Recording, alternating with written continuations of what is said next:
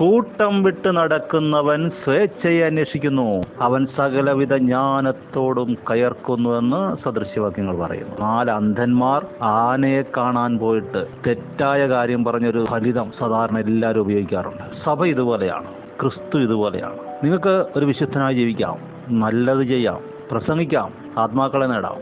പക്ഷെ എന്നിട്ടും വേണമെങ്കിൽ നീ കൂട്ടം വിട്ട് നടക്കാം, കൂട്ടം വിട്ട് നടക്കുകയും ചെയ്യാം, ഇങ്ങനെ ജീവിക്കുകയും ചെയ്യാം.